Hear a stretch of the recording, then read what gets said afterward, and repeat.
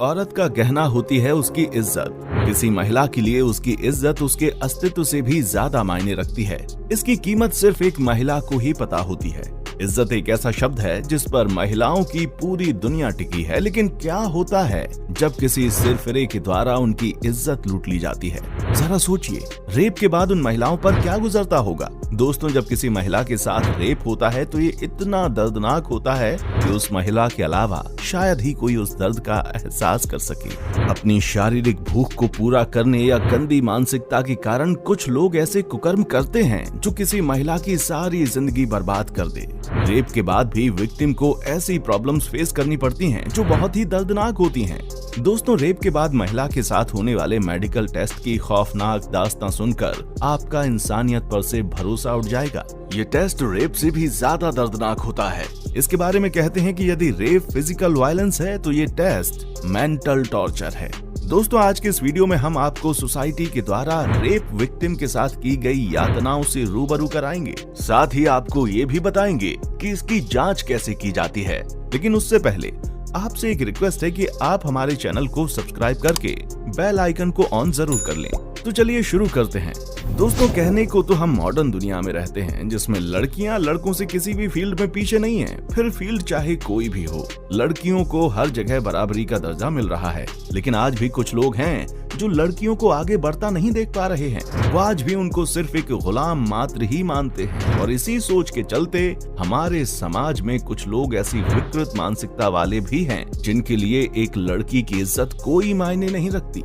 वो उन्हें बस हवस मिटाने का जरिया समझते हैं।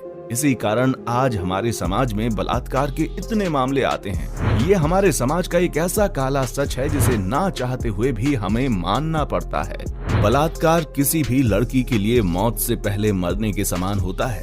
बलात्कार जैसे शब्द से ही अनुमान लगता है कि बलपूर्वक किया गया काम। अक्सर बलात्कार शब्द का प्रयोग उस जगह किया जाता है जहां 18 वर्ष से कम आयु की लड़की के साथ जबरदस्ती उसकी इज्जत लूट ली जाती है। हालांकि यही शब्द 18 वर्ष से ऊपर की लड़कियों के लिए भी लागू होता है। दोस्तों, बलात्कारी एक ऐसा वहशी दरिंदा होता है जिसे हर नारी में, फिर चाहे वो उसकी माँ हो या उसकी बहन, वो 6 साल की बच्ची हो या 60 वर्ष की वृद्धा, उसे मात्र अपनी हवस पूरी करने का एक जरिया नजर आती है। और इस जघन्य कुकर्म को करने के लिए कभी कभी तो वो समूह में स्त्री को अपनी हवस का शिकार बनाते हैं, जिसे कानूनन सामूहिक बलात्कार यानी कि गैंग रेप कहा जाता है।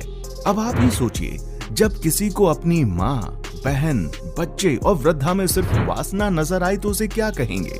दोस्तों, अपनी इस मेंटलिटी के पीछे ये लोग वेस्टर्न कल्चर को दोष देते हैं और कहते हैं कि वेस्टर्न कल्चर के फैलाव के कारण आए बदलाव ने पुरुषों की भोग और वासना को चरम पर पहुंचा दिया है।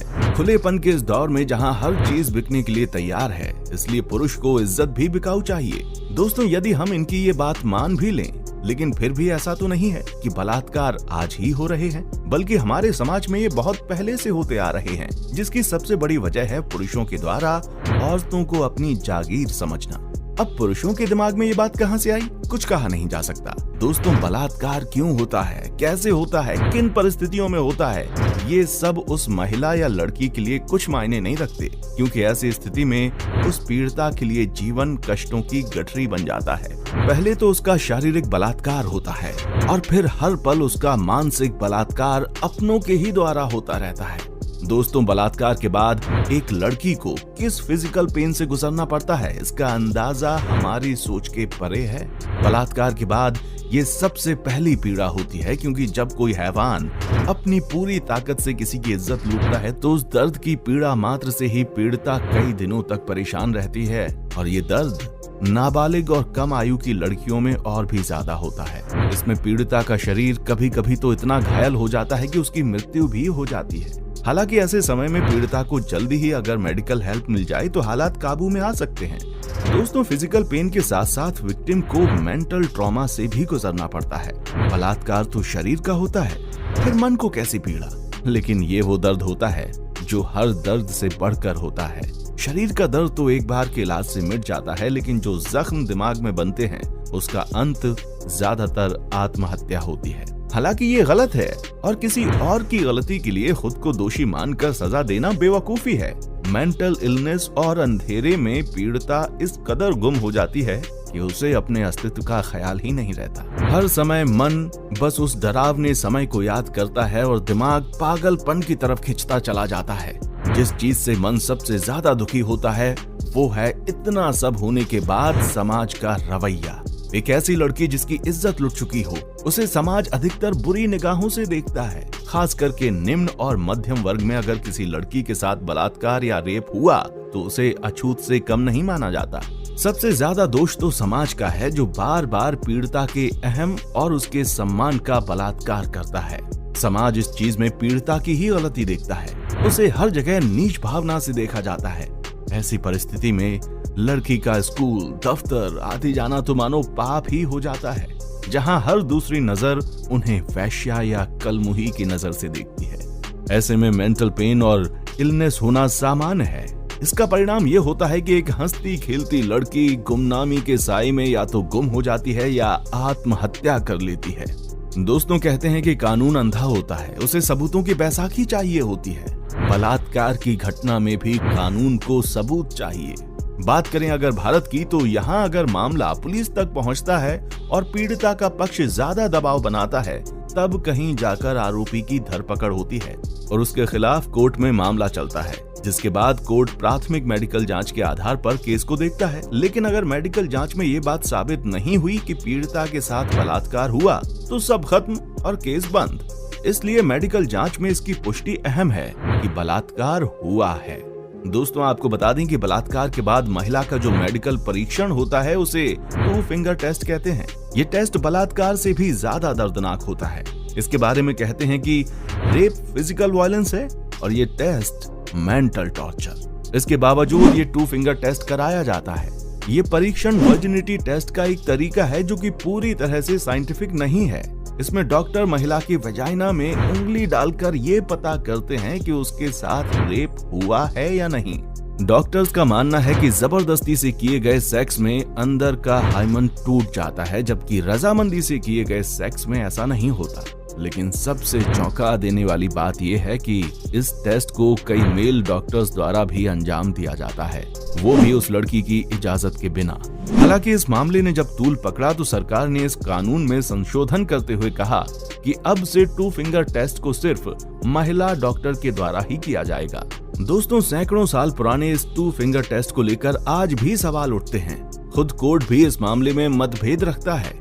कभी कोई कोर्ट इसे लागू कर देता है तो कभी इस पर बैन लगा देता है। कई बार तो 2 फिंगर टेस्ट पर भी सवाल उठते हैं, क्योंकि रजामंदी से किए गए सेक्स में भी कई बार हाइमन टूट जाने का खतरा रहता है। तो आप ही बताइए कि हाइमन के आधार पर यह कहना कि रेप हुआ है या नहीं उचित है या अनुचित। खैर, मेडिकल टेस्ट के बहाने महिला के रेप के बाद किया जाने वाला ये 2 फिंगर टेस्ट सबसे डेंजरस हैरेसमेंट है। एक बार रेप होने के बाद ये एक तरह से दूसरी बार रेप होने के बराबर है। इसके बावजूद इस पर सरकार कोई ठोस कदम उठाने में नाकाम है। दोस्तों अगर हम दुनिया की बात करें तो जिन पश्चिमी देशों की वजह से कईयों का मानना है कि बलात्कार बढ़े हैं, वहाँ सजा के ऐसे कड़े प्रावधान हैं जिनसे कोई नहीं बच पाता।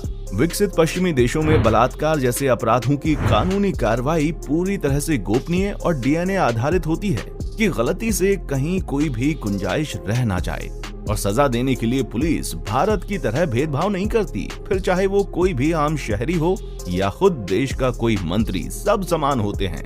काउंसलर्स और डॉक्टर्स के पूरे इंतजाम होते हैं। साथ ही मीडिया को ऐसी खबरों को टेलीकास्ट करने की भी एक सीमा होती है ताकि पीड़िता के सामाजिक स्थान पर कोई ठेस न पहुंचे। दोस्तों ये तो बात हुई पश्चिमी देशों की, लेकिन 5 उंगलियां एक जैसी थोड़ी ना होती हैं। दुनिया के इस्लामी देश जैसे पाकिस्तान, अफगानिस्तान, ईरान आदि देशों के कानून बलात्कार होने पर महिला को ही दोषी मानते हैं। कई देशों जैसे अफगानिस्तान और खाड़ी देशों में तो अगर किसी लड़की का बलात्कार हो जाए तो सजा आरोपी की जगह पीड़िता को दी जाती है, और वो भी सरेआम। पाकिस्तान जैसे देश में तो अगर आपके पास 3 आई विटनेसेस नहीं है तो वो कोई भी लड़की ये साबित नहीं कर सकती कि उसके साथ बलात्कार हुआ है। उल्टा उस लड़की को ही दोषी माना जाएगा। लेकिन ये भी सच है कि अगर ये अपराध इस्लामी देशों में साबित हो गया तो सजा इतनी भयानक होती है कि सुनने वाली की रूह भी कांप उठे। आरोपी को सरेआम कोड़े मारकर उसे जानवरों की तरह पीटा जाता है। और उसका प्राइवेट पार्ट भी काट दिया जाता है, जिसकी वजह से इन देशों में ऐसे मामले बहुत कम नजर आते हैं। दोस्तों, आपकी क्या राय है इस सेंसिटिव मामले में? हमें कमेंट करके जरूर बताएं। वीडियो पसंद आया हो तो वीडियो को लाइक और दोस्तों के साथ शेयर करना ना भूलें। धन्यवाद।